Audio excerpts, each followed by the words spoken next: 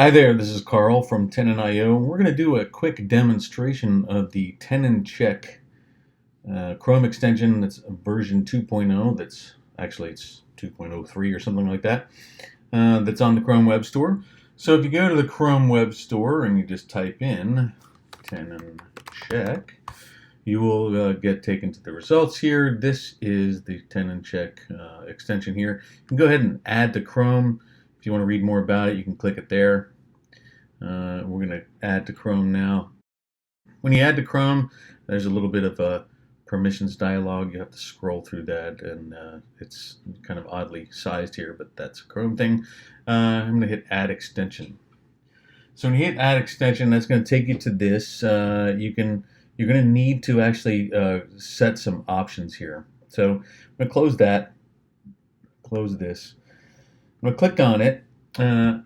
Right-click on it, rather. Sorry. I'm going to right-click on that. Click on Options, and Options will present you with a new page. You're going to want to set the instance URL. If you're on a production instance, if you're on a SaaS account with Tenon, you'll have to leave it like that. I'm actually going to leave it to demo.tenon.io because I'm going to do a demo with it. Next. This is my demo account here. This is the account. It's a fresh account. This is what it looks like when you have no data. You've done literally no testing. The piece that I need here is the API key. This is the API key. I'm going to highlight that and copy it. Go over here and hit Control V and copy it. Now there's a couple of things that we can do with this.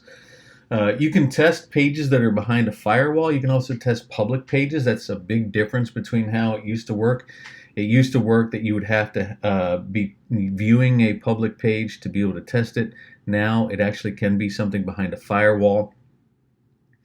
There's a special feature here that as a checkbox that says, do you want to inline unreachable assets?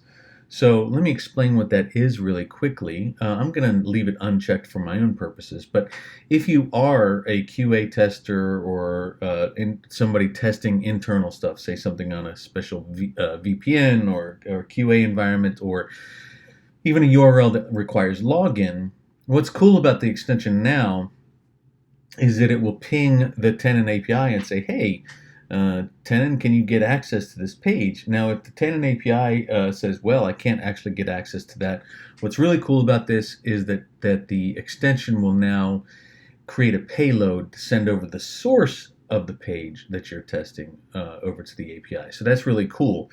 Now, to get the absolute most accuracy out of Tenon, you want to send over the HTML, the CSS, the JavaScript, all the images, all that sort of stuff. That'll give you the most accurate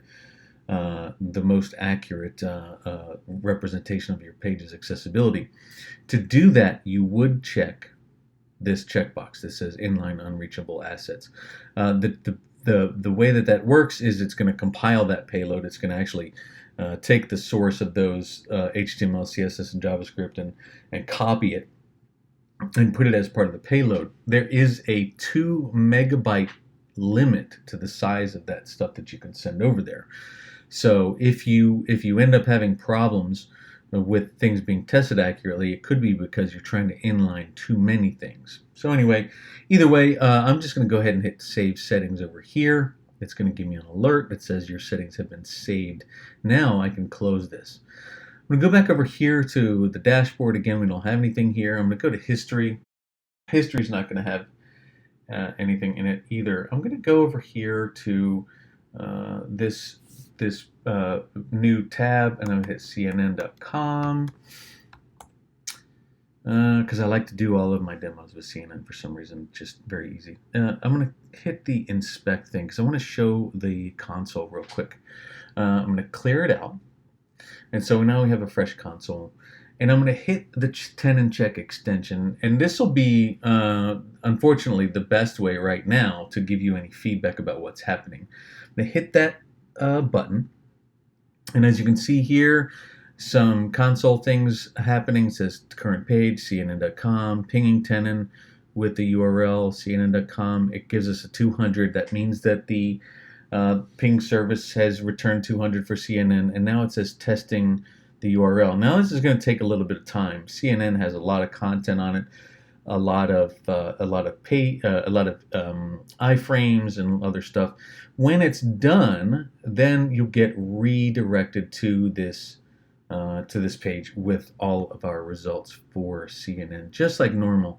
So a couple of big changes, as I mentioned before. We now can inline assets. We can now test pages that are currently behind a firewall or a login or something like that, and also that it could take a while.